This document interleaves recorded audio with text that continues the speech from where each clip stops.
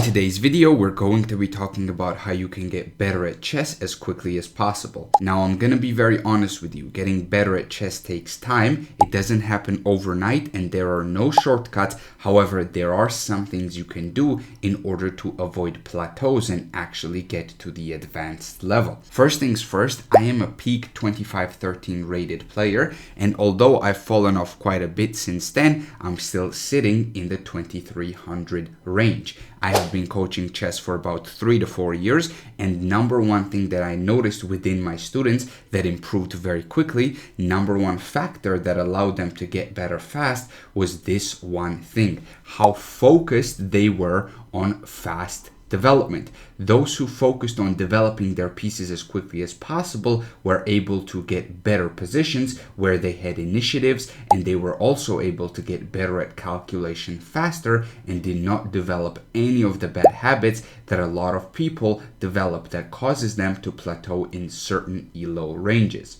With that in mind, what would I personally recommend to a beginner who wants to get good and how to get good efficiently? I want to draw a parallel to a game called Skyrim to explain how getting better at chess works. In Skyrim, if you use a one-handed weapon, you're going to level up your one-handed weapon skill. If you use bow and arrow, you're going to level up your archery. If you use your magic, you're going to level up magic. So whatever you do will level up over time as you use it more and more, and you're going to become more proficient at it. So now, what are the skills that you need to develop in chess, and how do we target them?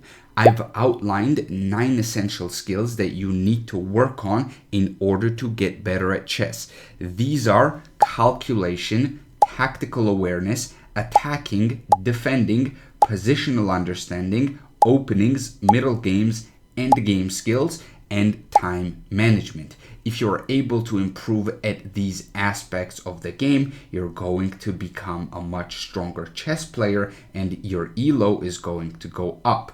Now, 9 skills might sound like a lot, but once you realize that certain training methods train multiple of these at the same time, it starts to become easier. So let's talk about how to get better at each of these, and let's start with calculation. There is only one way to get better at calculating, and that is to calculate as much as humanly possible. Now, when you're a beginner, most of your calculation is going to be wrong, and that is totally fine because even at higher levels, your calculation is sometimes going to be wrong, but it's going to be wrong less. Just simply calculate as much as possible. Try to figure out a move that you want to play, what your opponent will do in response to that, and what you will do in response to that. Tactical awareness is about identifying a sequence of moves that will give you some form of material advantage or will lead to a mating attack. For this, you need to do puzzles so you learn the tactical patterns and you're able to recognize them in your games. This skill is also enhanced by calculation, as is every other skill in this list. For attacking, you need to choose openings, which will allow you to attack often, so you develop an understanding of how to attack and learn attacking patterns.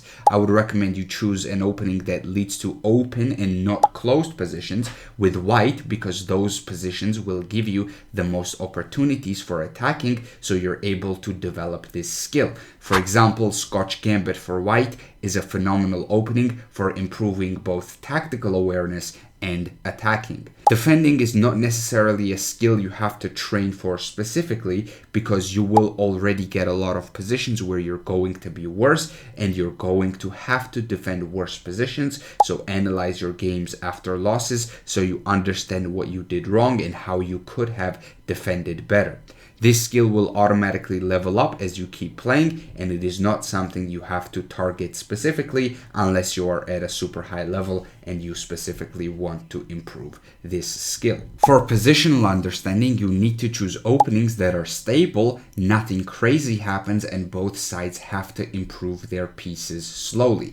I would recommend going for an opening that leads to closed positions, because that will also help you understand how pawn structures work, and of course understanding pawn structures is part of positional understanding. For this, I would recommend you choose openings that lead to closed positions for black, such as Caro-Kann or French against e4 and King's Indian defense against d4. All of these openings lead to closed or semi-closed positions where you have to outplay your opponent positionally in order to win the games. For openings and middle games, this is something that will improve over time as you continue studying. There's nothing magical here. In order to get better at openings and middle games, you have to study and understand openings that you play and middle games that come out of these openings. These can be developed by analyzing your games by famous players, watching YouTube videos, and so on. But if you solely focus on these, you're going to struggle to get better. A lot of people only study openings and they get stuck, so make sure you're not one of these people. For endgames, these are the ones that you have to study specifically, and once again, this can be done by watching YouTube,